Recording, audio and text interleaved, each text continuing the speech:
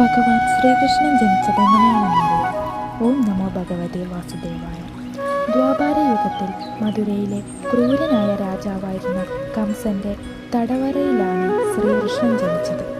തൻ്റെ സഹോദരിയായ ദേവകിയുടെ 8ാമത്തെ മകൻ കംസനെ വധിക്കുമെന്ന ആകാശവാണിയെ തുടർന്ന് ഭയന്നുപോയ കംസൻ ദേവകിയെയും ഭർത്താവ് വാസുദേവരെയും കാരാഗൃഹത്തിലടച്ചു. അവർക്കുണ്ടായ ആദ്യത്തെ 6 കുഞ്ഞുങ്ങളെയും കംസൻ ക്രൂരമായി കൊലപ്പെടുത്തി. 7ാമത്തെ കുഞ്ഞായ ബലരാമനെ ഭഗവാന്റെ മായാശക്തിയാൽ രക്ഷപ്പെടുത്തുകയും ചെയ്തു. പിന്നീട് ഒരു ചിങ്ങമാസത്തിലെ കറുത്ത അഷ്ടമി രാവിൽ കനത്ത മഴയും ഇടിയും മിന്നലുമുള്ള അർദ്ധരാത്രിയിൽ മഹാവിഷ്ണു ദേവകിക്കും വാസുദേവർക്കും മുന്നിൽ ചതുർബാഹുവുമായി പ്രത്യക്ഷപ്പെട്ടു. ഭൂമിയിലെ അധർമ്മം നശിപ്പിക്കാൻ താൻ അവരുടെ 8ാമത്തെ മകനായി അവതരിപ്പിക്കുമെന്ന് അരുളി ചെയ്ത ഭഗവാൻ തൊട്ടടുത്ത നിമിഷം ഒരു സുന്ദരനായ ഉണ്ണിക്കണ്ണനായി മാറി.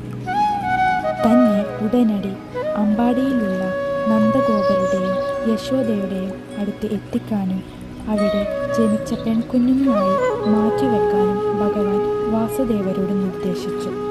ഭഗവാന്റെ മായാശക്തിയാൽ തടവറയിലെ കാവൽക്കാർ ആഘാതനിദ്രയിലാവുകയും ഇരുമ്പ് ചങ്ങലകൾ താനെ പൊട്ടി വീഴുകയും ഭീമാകാരമായ വാതിലുകൾ സ്വയം തുറക്കപ്പെടുകയും ചെയ്തു.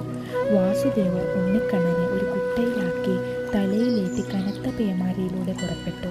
വഴിയരികിൽ പ്രകോപിതയായ ഒഴുകിയിരിക്കുന്ന യമുന നദി ഭഗവാന്റെ പാദസ്പർശമേറ്റ ഉടൻ വഴി മാറിക്കൊടുക്കുകയും നാഗരാജാവായ ശേഷനാഗം തൻ്റെ പട്ടി വിടർത്തി കുഞ്ഞിന് കുടപിടിക്കുകയും ചെയ്തു. അമ്പാടിയിലെത്തിയ വാസുദേവർ ഉറങ്ങിക്കിടക്കുകയായിരുന്ന യശോദയുടെ അരികിൽ ഉണ്ണിക്കണ്ണനെ കിടത്തി. അവിടെ ജനിച്ച പെൺകുഞ്ഞിനെയും എടുത്ത് രഹസ്യമായി തടവിലേക്ക് മടങ്ങി.